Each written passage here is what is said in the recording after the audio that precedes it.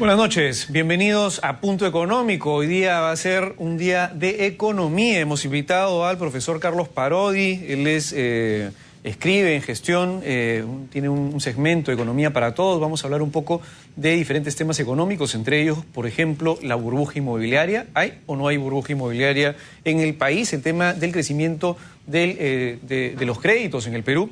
Y en la última parte del programa vamos a hablar con el señor Julio Vidal Villanueva. Él es socio del estudio Carrizales y Vidal, y vamos a hablar con él sobre la finalidad de la ley de modernización de los servicios de saneamiento. Estamos hablando de las EPS a nivel nacional. Ahí se ha establecido un pequeño debate con respecto a este tema. Vamos a hablar sobre qué es lo que la nueva ley de esta ley 30045 habla sobre la modernización de estos servicios de saneamiento y qué es lo que va a pasar eventualmente con las EPS. Y así empezamos la noche de hoy, Punto Económico, con el señor Carlos Parodi. Él es investigador del Centro de Investigación de la Universidad del Pacífico y también escribe en un bloque Economía para Todos. Vamos a aprovechar más bien al profesor Carlos Parodi para hablar un poco de economía, y vamos a comenzar con un tema bien importante, creo, para todos, que es ¿qué pasa con los precios de las viviendas? ¿Hay o no hay burbuja inmobiliaria? Buenas noches, bienvenido, profesor Parodi. Buenas noches, muchísimas gracias por la invitación. A ver, lo primero que hay que decir es que cuando una economía crece durante un periodo relativamente largo, normalmente el crédito aumenta. Es decir, el mayor crédito siempre está acompañado del crecimiento económico. Entonces la pregunta es si ese mayor crédito está o no generando un problema de endeudamiento a las familias. Esa es la pregunta que nos hacemos todos. Cuando, digamos, ese crédito se otorga en exceso y hace que las familias no puedan devolver el préstamo que pidieron, entonces comienza la burbuja. Además, para que haya burbuja, tiene que haber especulación. Entonces la pregunta es, y bueno, ¿eso está pasando en el Perú o no está pasando en el Perú? Y la respuesta es, digamos, no es tan simple, porque no existen indicadores directos que nos digan si es que hay o no hay burbuja. Hay o no hay especulación, en realidad, ¿no? O sea, claro, es difícil saber si efectivamente... Exactamente, la pregunta de fondo es preguntarnos si es que existe o no especulación. Y de repente conviene comenzar por la definición de qué cosa es especulación.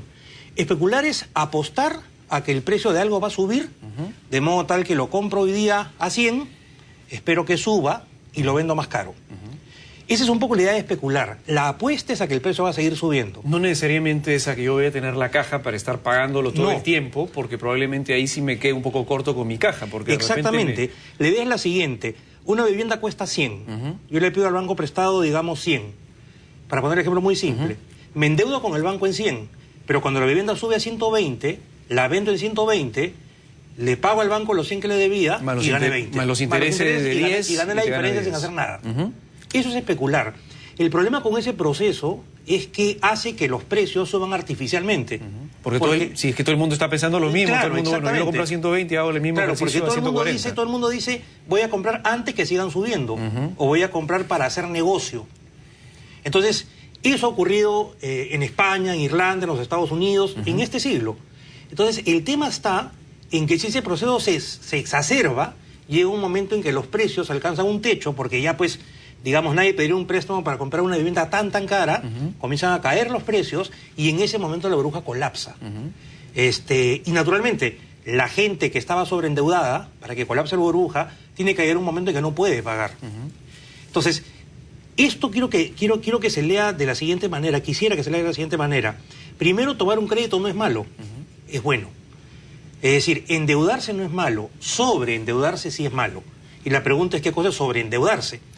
Si bien es cierto, no hay una definición, pues, fija, sí se puede decir que una persona se sobreendeuda cuando mensualmente destina más del 40% de sus ingresos netos para el pago de todas las deudas que tiene, de tarjetas de crédito, vivienda, auto, lo que sea. Si es que es más de 40%, esa persona ya no debería ser sujeto de nuevos créditos. La pregunta es si eso ocurre o no ocurre en la economía peruana. Y, digamos, en algunos segmentos pareciera que sí está ocurriendo, ¿no? Ahora, eso, digamos, es decir, el hecho de que alguien se sobreendeude depende básicamente del riesgo que quiera asumir la persona. Si alguien se quiere sobreendeudar y tomar 50% de deuda, ¿por qué? Porque sabe que endeudándose y tomando, yo gano 100 y me endeudo de forma tal que 50% de mi ingreso mensual tengo que pagarlo en deuda, pero lo hago porque de repente sé que hay una oportunidad de negocio que me va a generar la posibilidad de repagar sin ningún problema eso. Entonces, bueno, al final yo corro el riesgo. Pero el punto está en que cuando ese dinero sale de las entidades financieras reguladas por la Superintendencia de Banca y Seguros, finalmente la Superintendencia tiene que velar porque las entidades reguladas protejan a todos los ahorristas. Exactamente. Entonces, ahí, digamos, va un poco el punto y por eso es que los bancos tienen que tener un poquito de... Ese es el problema de fondo. O sea, el problema de fondo está, digamos, en la capacidad de repago de las personas. Y esa capacidad de repago de las personas tiene a su vez relación con cómo va toda la economía. Es decir, cuando yo tomo un crédito estoy apostando a que voy a poder tener un ingreso en los siguientes 15 años para poder devolver ese préstamo. Pero ¿qué pasa si el contexto económico cambia y llega un momento en que no puedo pagar? Y eso es lo que conecta, digamos, la microeconomía con la macroeconomía. Porque lo que estamos viendo es que, dado el periodo expansivo que hemos tenido, crecimiento muy fuerte, durante más o menos 8 o 9 años, la gente un poco que se ha acostumbrado a que eso es lo normal.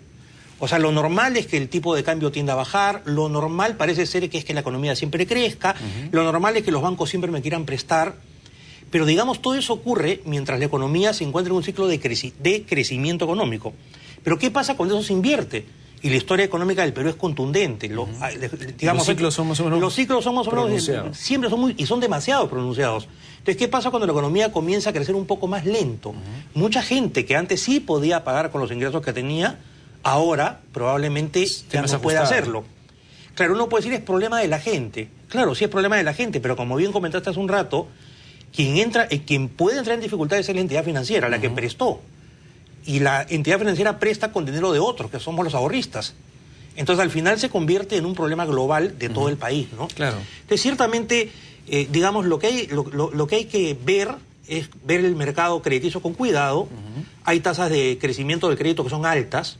Ciertamente, BCR y la SBS están tomando medidas, es verdad eso, pero hay que mirarlo.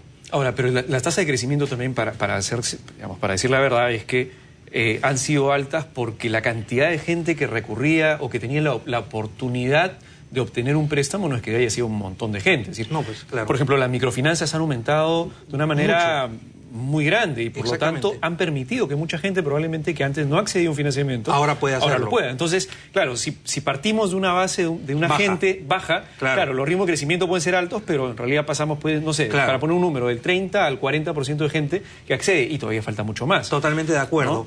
O sea, es saludable el proceso de inclusión financiera. Eso es bueno.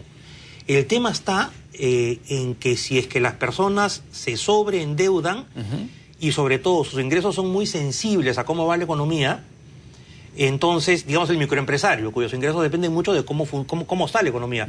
En el momento en que la economía comience a ir mal, esa persona no va a poder pagar o va a tener dificultades de pago. Entonces, el tema está en cómo detectar ese momento.